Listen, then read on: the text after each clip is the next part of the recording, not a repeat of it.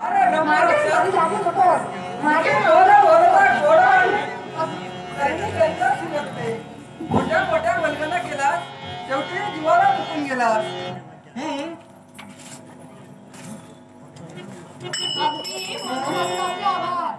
आम्हाला तुमचा नमस्कार.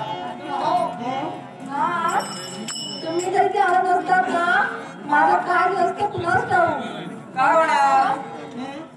त्या देवमासानं आमचं रक्षण केलं त्यांची ओळखी होती का मला?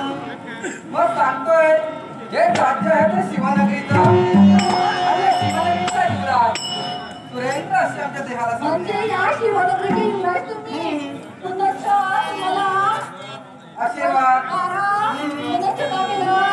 कारण तुमची योग्यता जाणली. तुम्ही एक राजकर्ते आहात. राजकर्ते म्हणजे आणि मी आपला प्रणाम केला. मग सांग त्या गंधा कसं अरण्या काय करते आहे? अहो हे जे उपवास आहे ना ते मला पाहायचं होतं आणि म्हणून त्या उपवास मी आले होते. जात असताना हे संपून आले आणि त्या माझा जन्म झाला तर शास्त्रीच्या घराण्यात आणि शास्त्रीय जन्मच म्हणजे असं आहे जर खूप फायदा घेतले तर त्या सेवट करून तुला संकटमुक्त करण्याचं काम मी केलेलं आहे. आणि या तुमच्या माणुसकीला तुमची माणुसकी मला खूपच आवडली. कारण त्या ब्रह्मराक्षाची गंगा करणं म्हणजे सामान्य गोष्ट नव्हती. स्वतःचा जीव अगदी पुन्हा टाकणंच नव्हतं.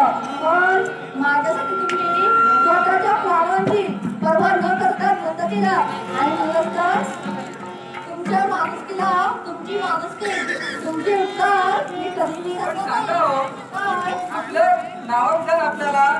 नाव माझं शुभानी.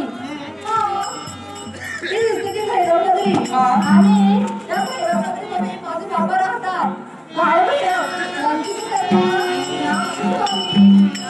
शिवानी तुझ्यावर आलेले संकट आम्ही दुरापास्ता केलेला आहे आणि तुम्हाला एक अर्धवाची विनंती आहे. त्या गंधात असं अरण्य अनेक प्रकारचे संकट आपल्याला येण्याचा संभवाला वाचतोय आणि याच्यासाठी आता तुमची सुटका झालेली आहे. तुम्ही या मार्गाने सरळ आपल्या स्वस्थानी जा.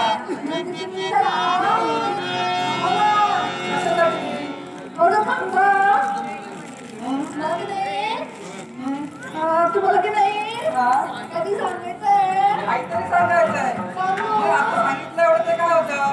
ते सगळं झालं पण त्यांच्याकडे परत ते सांगायचंय. हा पण तुला राग नाही देणार. राग येण्यासारखं सांगू नकोस. राग येणार नाही हो. राग येण्यासारखं काही नाहीये. पण काय करू सांगू नको नको हे सांगितलं आणि जर राग आला तर तरी सगळं सांगितलं सांग लवकर. काही नाही जाऊ. ठीक आहे. आम्ही आपल्या प्रसादासाठी निघालेलो आहे. तुम्ही तुमच्या स्वस्ताने निघा.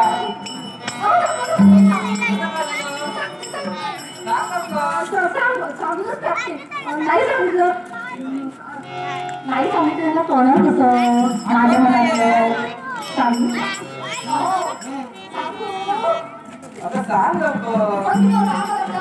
सांगितलं आपला काय येण्यासाठी काय सांगू नको. सांगते ना काही आम्ही सांगितलं बघितलं काय होतं ते. नको नको नको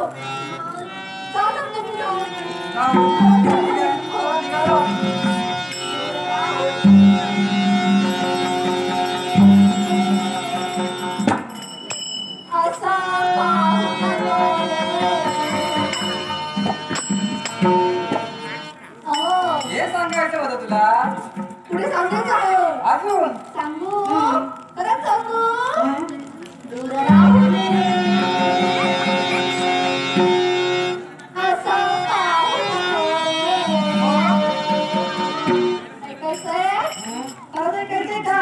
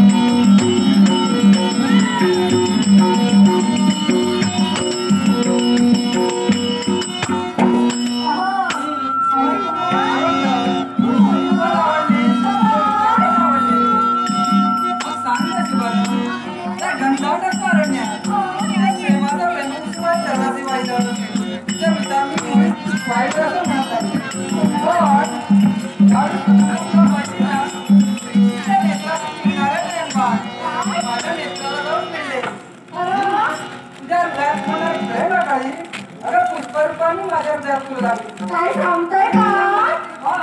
त्या हॉटेलच्या बाजून काय करून गेले ऐकायचं तुला? त्या